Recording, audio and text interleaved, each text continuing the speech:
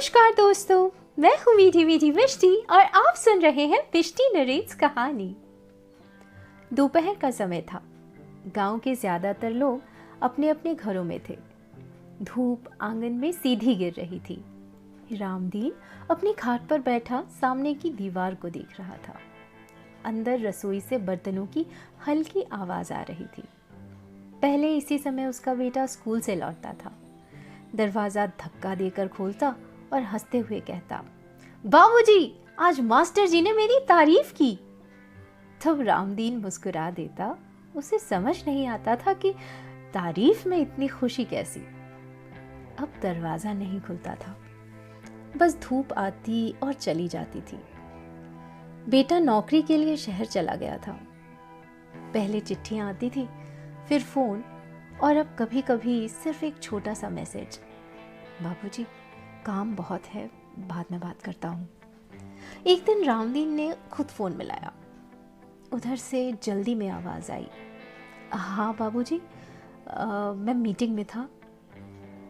कुछ पल चुप रहकर उसने सिर्फ इतना कहा, कुछ नहीं बेटा, बस ऐसे ही, और फोन रख दिया।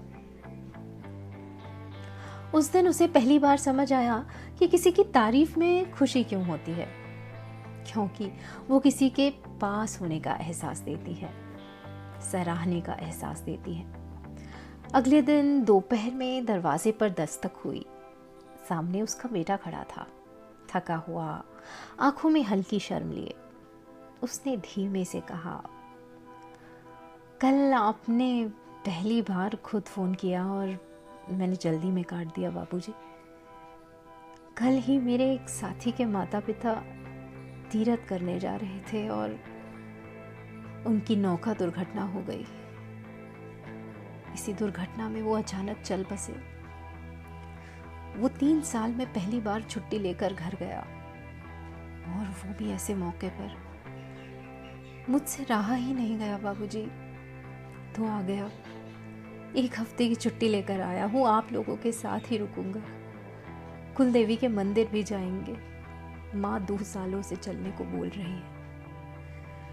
यह कहकर वो फूट फूट कर रोने लगा। रामदीन कुछ कह नहीं पाया। उसका भी गला भर आया। बेटा लगभग 2 साल में पहली बार इतने दिनों की छुट्टी लेकर उनके साथ रहने आया था। बस इतना बोला, अरे बेटा परेशान मत हो, हम लोग ठीक हैं, आओ तुम खाना खाओ पहले। बाहर धूप वैसे ही फैली थी, लेकिन इस बार वो सच में अकेली नहीं थी। शायद रिश्ते कभी खत्म नहीं होते, वो बस धीरे धीरे चुप हो जाते हैं और हम समझ लेते हैं कि सब खत्म हो गया। लेकिन सच तो ये है कि जिंदगी कई बार बहुत अचानक हमें डरा देती है।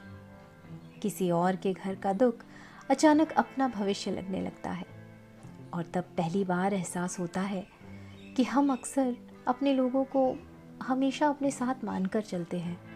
लेकिन सच तो ये है कि एक दिन वे भी अचानक हमसे दूर हो जाते हैं, है ना। दूरी धीरे धीरे आदत बन जाती है। फोन बाद में कर लेंगे, यह बात रोज की बात बन जाती है।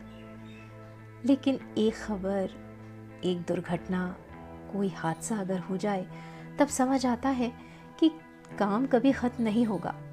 अपने काम के लिए शायद आप रिप्लेसेबल हैं, बदले जा सकते हैं, लेकिन अपने घर और घर वालों के लिए आपकी जगह कोई नहीं ले सकता।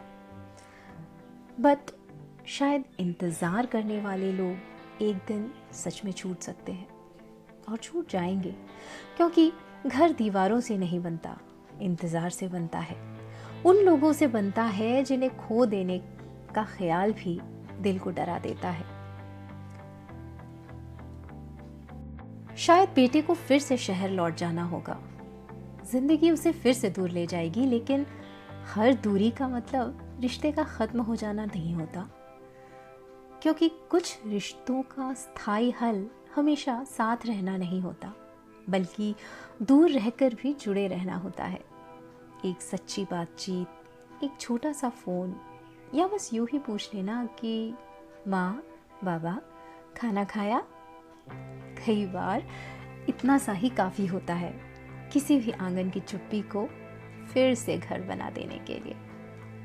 सो दोस्तों, कैसी लगी ये कहानी? कहानी का शीर्षक था दोपहर की चुप्पी।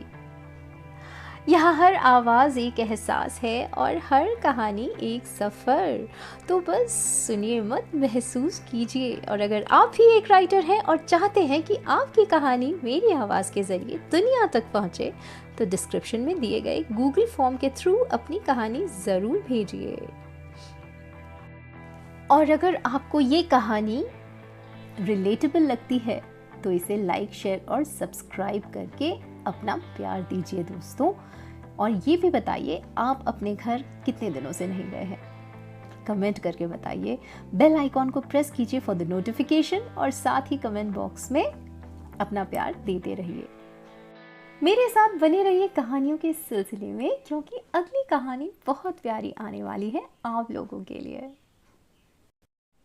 So until next, bye.